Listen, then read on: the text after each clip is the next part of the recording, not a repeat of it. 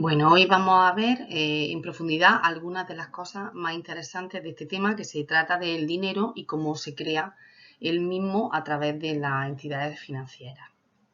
Lo primero que tenemos que saber es qué es el dinero. Al final hemos visto, antes de ver este vídeo, hemos visto otro que era la historia del dinero, y ahí hemos visto cómo va cambiando, cómo evoluciona el dinero, pero en definitiva el dinero es un medio de pago o de cobro, ¿vale? Y es un medio que está generalmente aceptado. Todos aceptamos ese medio de pago cuando hacemos algo, por lo cual la función más importante es la de medio de cambio. Hace que se produzcan los intercambios de las cosas que conocemos. Y por supuesto la esencia es la confianza. Y si veis al final en el vídeo se habla del dinero fiduciario. Antes el dinero eran billetes, pero estaban respaldadas por oro. Los billetes que habían en circulación lo eran porque los bancos centrales tenían unas reservas de oro, pero en la Segunda Guerra Mundial esas reservas de oro se utilizaron para comprar armas, y al final se hizo más dinero del oro que había, y al final se decidió que no necesitábamos ningún oro, simplemente un organismo que regulara el dinero para asegurarnos de que es verdadero, de que no hubiera tanto en el mercado para que hubiera inflación, y al final el dinero se basa en la confianza. Yo sé que ese dinero, cuando me lo dan a mí, yo luego lo voy a poder dar. Cuando me lo entregan a mí por mi trabajo, yo sé que lo voy a poder entregar luego en el Mercadona para comprar lo que necesito.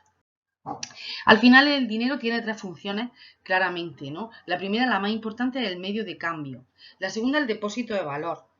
Significa que también es un valor en sí mismo. Tener dinero es tener riqueza. Entonces no solamente sirve para intercambiar, sino para acumular riqueza. Y por último, es una unidad de cuenta común. ¿Eso qué significa? El dinero nos permite medir, y así lo hacemos. Cuando vamos a comprar algo, vemos esto es más caro, esto es más barato, esto será más bueno, esto será más malo. Establecemos comparaciones gracias a los precios que tienen los productos. Obviamente en el dinero hay oferta y hay demanda, ¿vale? Y eso va a determinar el tipo de interés, que eso ahora veremos lo que es. Los factores que influyen en la demanda son cuatro. En primer lugar, cómo estén los precios. Si los precios son caros, tú necesitas más dinero. Si son baratos, necesitas menos. Pensadlo, por ejemplo, cuando vais de viaje fuera de España, aquellos que volvéis a Marruecos o que vais a Europa, a países donde tienen la misma moneda que nosotros, pero los precios son más caros, pues tienes que llevar más dinero, por eso tú demandas más dinero. Renta o riqueza real, ya lo hemos dicho, cuanto más renta tienes, más gastas, con lo cual más dinero físico vas a necesitar. El precio del dinero, por supuesto, el tipo de interés. Si el tipo de interés es muy caro, pues habrá menos demanda de dinero. Yo necesitaré menos dinero porque no voy a comprarme cosas. Porque si me voy a comprar un coche y el tipo de interés que me va a cobrar el banco es caro, no voy a demandar dinero. Y por último, el riesgo, ¿no? Cuando los mercados, fijaos por ejemplo en la situación que estamos viendo del COVID, ¿no? Cuánta gente ha sacado dinero y lo ha guardado debajo del colchón. Siempre en situaciones de riesgo la gente demanda dinero líquido porque es lo que en un momento dado nos podemos llevar si tenemos que salir corriendo. Por otro lado, tenemos la oferta de dinero. ¿Quién ofrece el dinero? Pues ya lo hemos comentado alguna vez. Al final, el encargado de ofertar dinero es el Banco Central Europeo, porque estamos en Europa. Antes lo era el Banco de España. Ahora el Banco de España es una oficina que depende del Banco Central Europeo. ¿Cómo mide el Banco Central Europeo la oferta de dinero? ¿Cuánto dinero está en el mercado?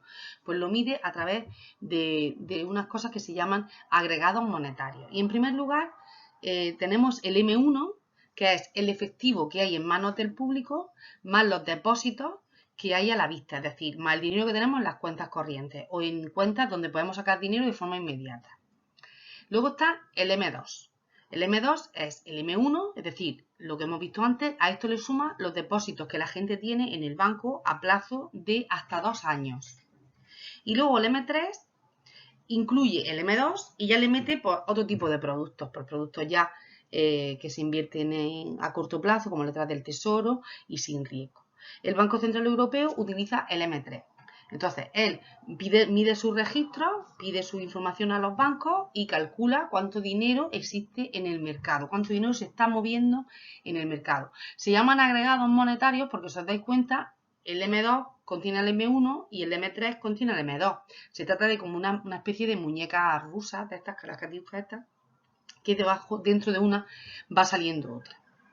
Una vez que tenemos la demanda y tenemos la oferta, en el juego de la demanda y la oferta ya sabemos que se determina el precio. ¿Y cuál es el precio del dinero? Mirad, normalmente cuando yo hago esta pregunta en clase, nadie sabe responderme, o os quedáis un poco trabajando pensando que realmente no hay un precio, porque el dinero lo recibimos a cambio de nuestro trabajo o en la tienda a cambio de la venta de unos productos. Pero al final, cuando necesitamos más dinero del que tenemos y lo pedimos al banco, el banco nos da el dinero y nos cobra algo, nos cobra unos intereses. Al igual que si yo tengo dinero ahorrado y lo llevo y lo deposito en el banco también me va a pagar intereses, con lo cual los intereses es el precio del dinero. ¿Cuántos tipos de dinero hay en la actualidad? Pues en la actualidad tenemos dos tipos de dinero solamente. El dinero legal, que son los billetes y las monedas que se han emitido por el Banco Central Europeo. Entonces, ese sería el dinero legal. Y luego está el dinero bancario. Si el año pasado, los que hice economía conmigo, os acordáis que yo pregunté un día, a ver, ¿con qué pagáis? Y pagamos con un montón de cosas, con tarjetas, con transferencias, con cheques, un recibo domiciliado. Cuando vas a la academia y te dice, oye, ¿cómo te pago todos los meses? No, dame el número de cuenta y ya te mando yo el recibo. Pues todo eso es tipo de dinero, pero es dinero bancario. Entonces, al final, ¿qué ocurre? Pues que en nuestro universo económico, para poder pagar, nosotros utilizamos tanto el dinero legal como el dinero bancario. Y antes de ver cómo se crea ese dinero bancario, tenemos que entender lo que es la actividad bancaria. La actividad bancaria es fundamental. Por eso que los bancos y las cajas, ¿no?, en una economía funcionen bien es vital, porque es un canalizador del ahorro. Es decir, la banca está en medio de aquellos que tienen dinero y no lo emplean y aquellos que necesitan ese dinero para emplearlo en una inversión. La actividad bancaria es aquella que hacen los bancos captando el dinero de la gente que no está haciendo nada con él y prestándoselo a aquellos que lo necesitan.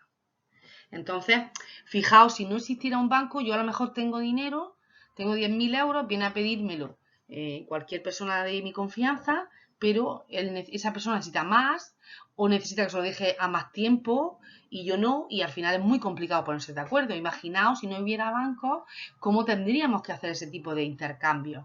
Sería muy complejo. Entonces, la actividad bancaria es muy importante para que la economía funcione. Ahora vamos a ver cómo se crea ese dinero, ¿vale? Ese dinero en general, cómo a partir del dinero legal se crea dinero bancario, que es con el que trabajamos todos. Antes de eso, debemos de saber lo que es la reserva fraccionaria. Los bancos, como hemos dicho, reciben dinero de los clientes que allí lo depositan y en principio podrían prestarlo todo. Pero el Banco Central Europeo, en este caso, les exige que del dinero que reciben de sus clientes, al menos un pequeño porcentaje, lo guarden por si acaso tienen que hacer frente a pagos, porque la gente es imprevisible y puede venir alguien corriendo a sacar todo su dinero y los bancos tienen que tener ahí una pequeña cantidad para atender esas situaciones. No todos vamos a ir a sacar el dinero a la vez. Si fuéramos, no habría dinero para darnos. Que tengáis claro eso, ¿vale? Entonces, esa reserva fraccionaria que se llama coeficiente legal de caja es a lo que obliga el Banco Central Europeo a los bancos a que tengan el dinero físicamente allí y no se lo presten a nadie, porque su actividad es cojo dinero y lo presto. Pero el Banco Central Europeo les impone un porcentaje pequeñito para que no puedan prestarlo, para que esté siempre físicamente allí, en la oficina, para que si alguien viene a por su dinero, lo tenga. Entonces, imaginaos lo importante que es esto. Por eso no sé si había oído alguna vez esos correos, los que mandan, si todos fuéramos corriendo a nuestro banco a sacar todo nuestro dinero, el sistema colapsaría. Sí, el sistema colapsaría, porque no hay dinero físico para todo. Entonces, esta reserva fraccionaria, esta imposición, se llama coeficiente legal de caja. Entonces, al final, el banco no puede prestar todo el dinero que recibe. Tiene que permanecer ahí una cantidad retenida. Una vez que tenemos claro lo que es el coeficiente legal de caja, vamos a ver cómo se crea dinero, cómo los bancos y las cajas de nuestro país, a partir de ese dinero legal, de esas monedas y de esos billetes de euros, crea más dinero, multiplica ese dinero. Y lo vamos a ver con un ejemplo. Entonces, lo que tenemos que tener claro es que la creación de dinero por parte del sistema bancario se concreta en dos pasos. El Banco Central Europeo pone en circulación una cantidad determinada de monedas y de billetes y luego los bancos lo multiplican. Y eso lo vamos a entender con un ejemplo.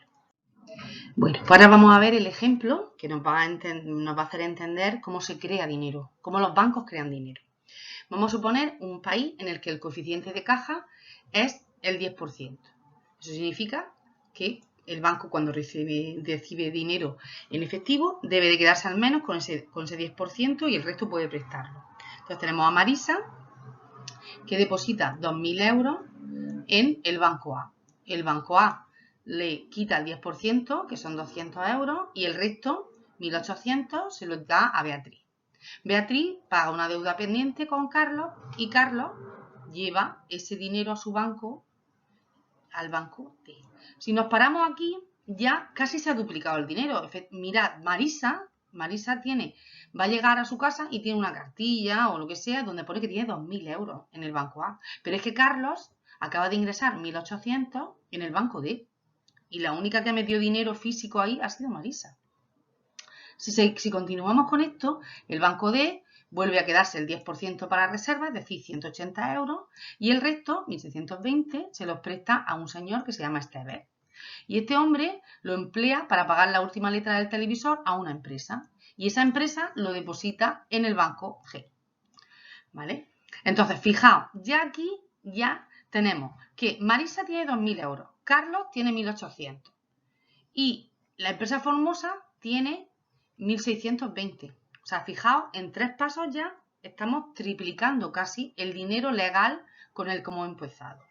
El banco G, por su parte, vuelve a deducir el 10%, 162 euros, y el resto se lo da a Honorato. Y Honorato paga el primer plazo de su coche, Isuzu. El concesionario deposita ese dinero en el banco J. Y así sucesivamente. O sea, fijaos, hemos empezado con 2.000 euros y ya llevamos 2.000 más 1.800 que tiene Carlos en su cartilla, más 1.620 que tiene la empresa Formosa, más 1.458 que tiene en su cuenta la empresa Isuzu, el concesionario de coches Isuzu. Fijaos ya con 2.000 euros lo que hemos conseguido. Hemos conseguido casi el cuádruple de esa cantidad. En definitiva, y ya aplicando esa fórmula que hemos visto antes,